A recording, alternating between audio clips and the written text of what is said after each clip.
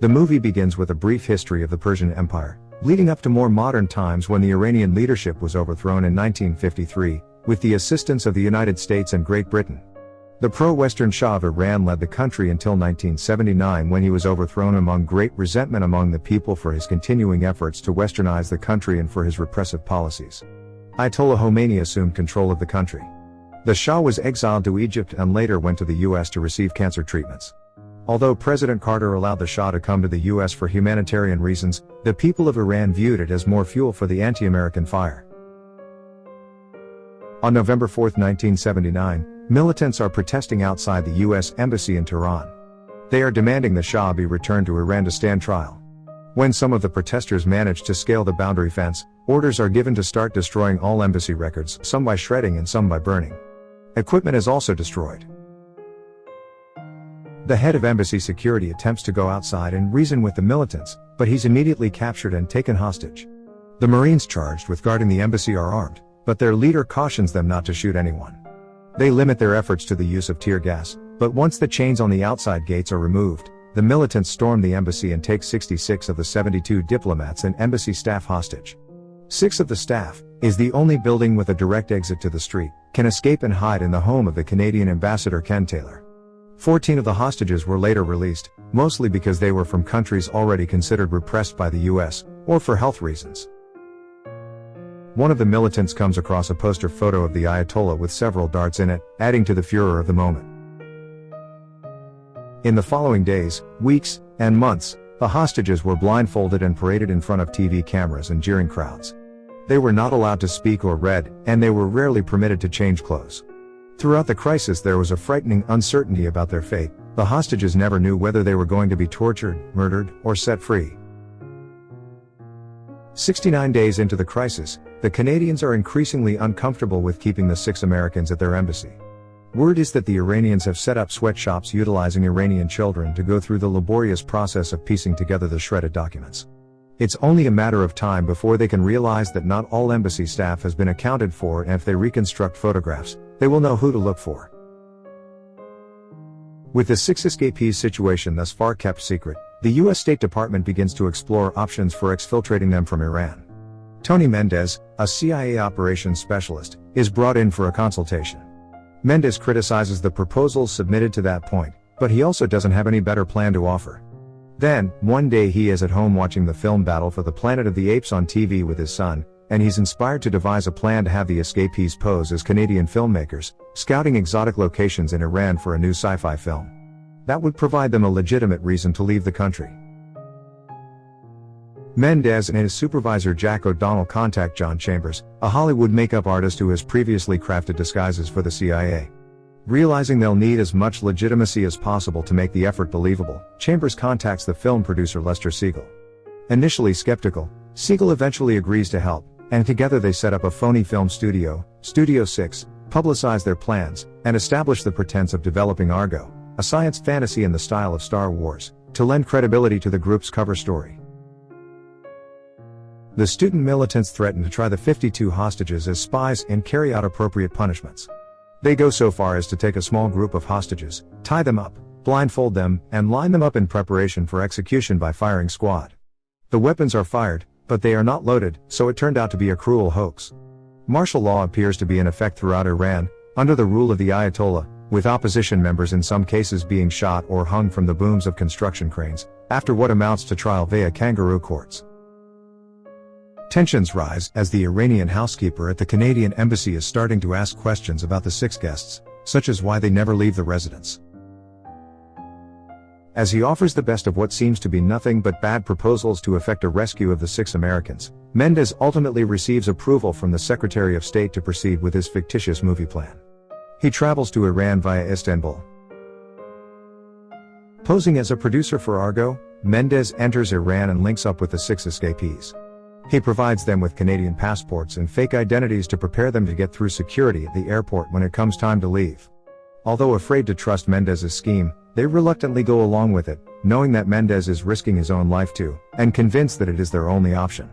Each of the 6 is tasked with assuming a new identity, involving some use of physical disguise and memorizing details about their new personal histories. The plan is for the group to go out in public for a day to scout the local bazaar as a potential filming site. That is intended to add credence to their cover story, then they will leave the country the following day. The visit to the bazaar takes a bad turn when a local businessman takes exception at one of the women in the group taking photos. Fortunately, the group's Iranian culture contact can get them away from the increasingly hostile crowd, but the incident is very upsetting to everyone.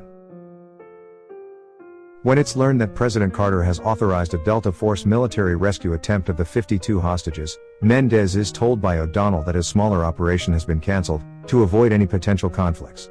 Mendez is furious. Because he feels personally responsible for the fate of the six, he decides to go ahead with the plan.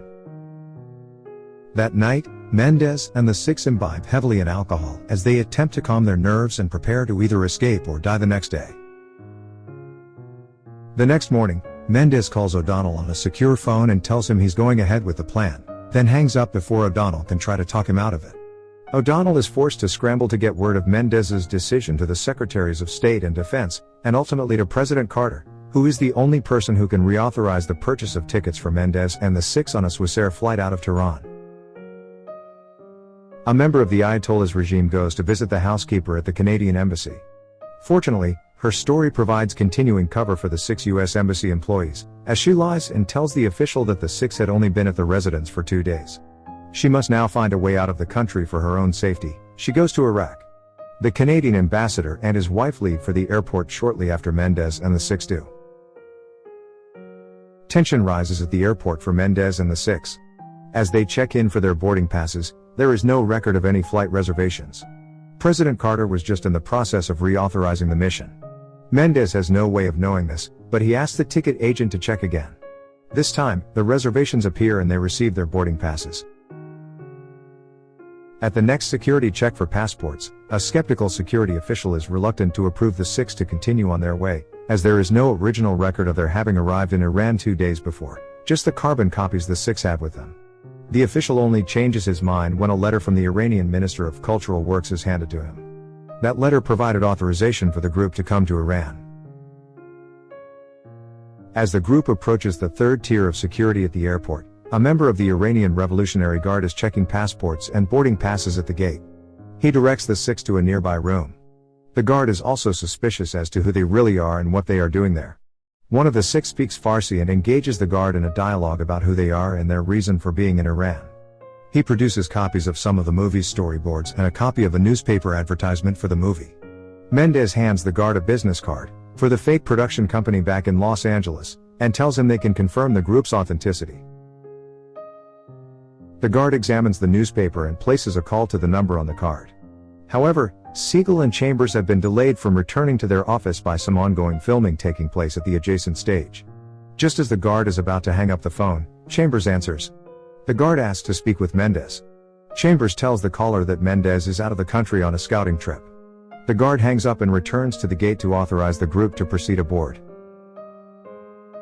Meanwhile, the children's sweatshop work had successfully reconstructed a photo of one of the 6, which was then matched to a surreptitious photo taken of the man at the bazaar the day before.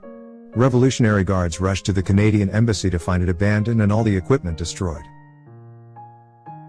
The group boards the plane just before the Iranian guards at the airport are informed of the ruse.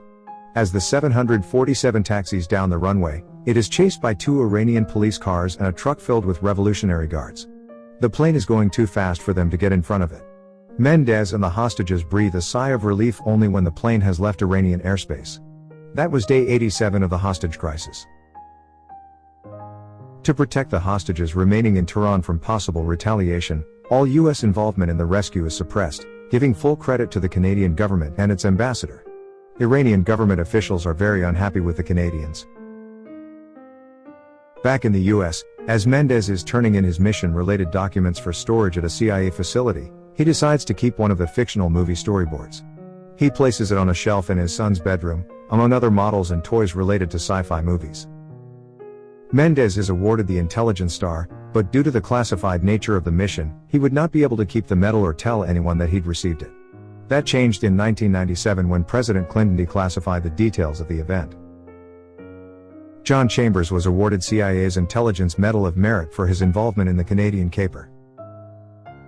On Election Day, 1 year and 2 days after the hostage crisis began, Ronald Reagan defeated Jimmy Carter in a landslide. On January 21, 1981, just a few hours after Ronald Reagan delivered his inaugural address, the remaining 52 hostages were released. They had been in captivity for 444 days.